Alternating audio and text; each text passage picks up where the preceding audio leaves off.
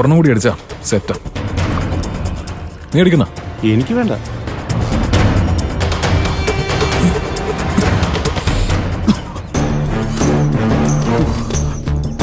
ഇങ്ങനെ full time അടിച്ചോണ്ടിരുന്ന എങ്ങനെയാ വണ്ടി കൊണ്ട് പോന്നേ?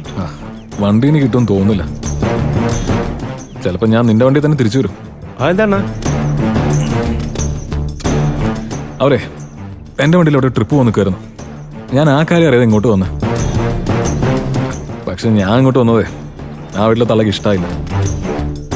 വണ്ടി എടുത്തോളം ഞാൻ പറഞ്ഞിട്ടുണ്ട്. മക്കളെല്ലാരും കൂടി തള്ളയുടെ അഭിപ്രായം അറിഞ്ഞിട്ട് പറയാന്ന് പറഞ്ഞിരിക്കാം.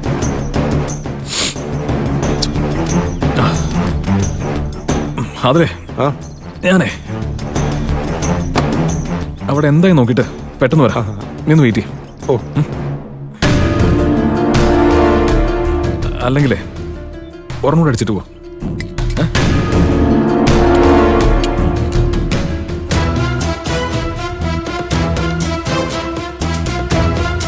യാത്ര മാറ്റിവെച്ച സ്ഥിതിക്ക് വണ്ടി ഇരിക്കും കൊണ്ടുപോകട്ടെ അല്ലേ?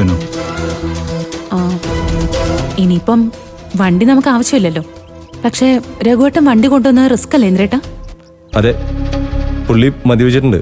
പോലീസ് വല്ലതും പിടിച്ച പണിയാവും. വല്ല ആക്സിഡന്റ് സംഭവിച്ചാൽ അതിലും വലിയ പണിയാ. അറിഞ്ഞുകൊണ്ട് നമ്മളത് ചെയ്യരുതേട്ടാ.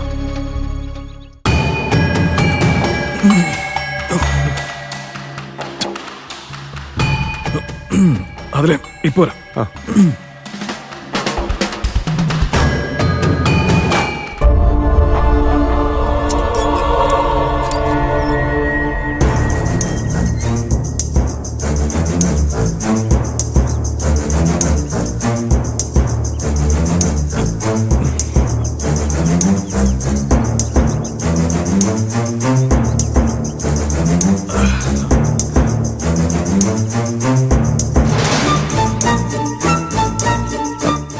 അല്ല എന്തിനാ, എന്തായി തീരുമാനം?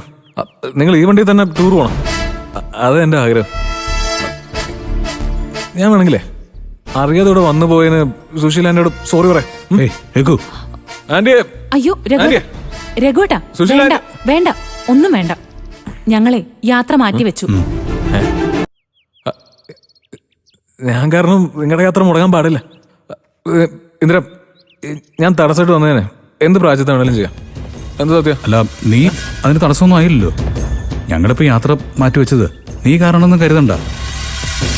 ഞങ്ങളിപ്പോ ഇത് മാറ്റിവെച്ചത് ഞങ്ങളുടേതായ ചില പ്രശ്നങ്ങൾ കൊണ്ടാ. എന്നാലും ആ പ്രശ്നങ്ങൾ ഉണ്ടായത് ഞാൻ നിമിത്തമാണല്ലോ, അല്ലേ? അല്ലേ സത്യ? അതിലൊന്നും കാര്യമില്ല രഘുവേട്ടാ. നമ്മളെല്ലാവരും പരസ്പരം അറിയാവുന്നവരല്ലേ. ഞങ്ങൾ ആരും ഇതിന്റെ പേരിൽ രഘുവേട്ടനെ തെറ്റിദ്ധരിക്കില്ല. അതുപോലെ അതെന്നാലും സത്യ രഘുവേട്ടാ, അമ്മയുടെ പ്രതിഷേധമൊന്നും രഘുവേട്ടൻ കാര്യാക്കണ്ട. ഒരു ഡ്രൈവറെ ഏർപ്പാടാക്കി ഇപ്പൊ തന്നെ വണ്ടി എടുത്തോണ്ട് പോയിക്കോ. ഡ്രൈവറിനെ ഏർപ്പാടാക്കാൻ എന്തിന്?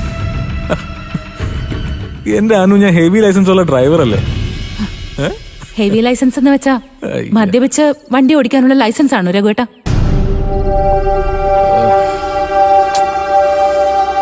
അതെ രഘു, നീ കുറച്ച് ഓവറാ. ഇവിടെ നിന്ന് ഇറങ്ങി പോയിട്ട് നീ വീണ്ടും അടിച്ചു അല്ലേ? എടാ എന്താ, ഞാൻ കുറച്ച് അങ്ങോട്ട് പോയി ഓട്ടോക്കാരനോട് വെയിറ്റ് ചെയ്യാൻ പറയാൻ പോയതാ. അപ്പൊ നീ ഇങ്ങനെ എന്തായാലും രഘുവേട്ടൻ ഈ കണ്ടീഷനിൽ വണ്ടി എടുക്കണ്ട, അത് റിസ്കാ. രഘുവേട്ട, ഡ്രൈവർ വേണമെങ്കിൽ ഞാൻ വിളിച്ച് സെറ്റ് ചെയ്യാം. വരട്ടെ സത്യ, എനിക്ക് നിങ്ങൾ കരുതും പോലെ ഒരു പ്രശ്നവുമില്ല. ഡ്രൈവർ ഒന്നും വേണ്ട, അത് ശരിയാവില്ല. എങ്കിൽ ഒരു കാര്യം ചെയ്യാം, വണ്ടി ഞാൻ പഞ്ചരത്നത്തിൽ കൊണ്ടിട്ട് തരാം. അവിടുന്ന് ഞാനാണല്ലോ ഇങ്ങോട്ട് എടുത്തോണ്ട് വന്നത്, അല്ലേ? അത് ശരിയാ. ഇന്ദ്രേട്ടനല്ലേ പഞ്ചരത്നത്തിൽ നിന്ന് ഈ വണ്ടി എടുത്തോണ്ട് വന്നേ?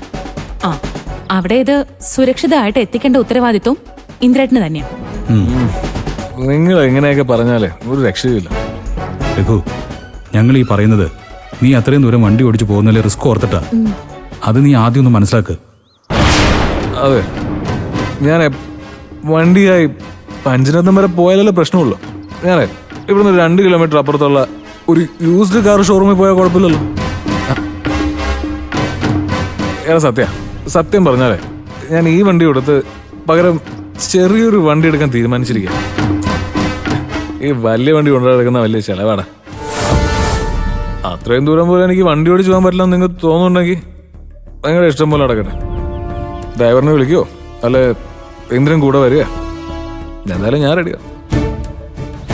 അനു നീ വന്നേ. രഘു ഞങ്ങൾ പോരാ. വാ.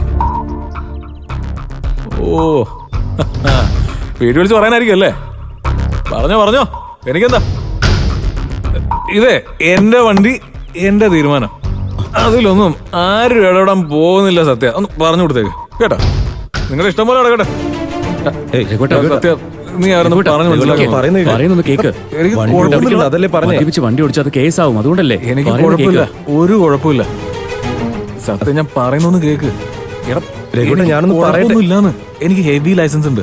ആ, ഓക്കേ. അതൊക്കെ ശരിയാവും. രഘുവേട്ടാ, പറയട്ടെ. പറയുന്നത് കേൾക്ക്. കാണിച്ചു തരാം.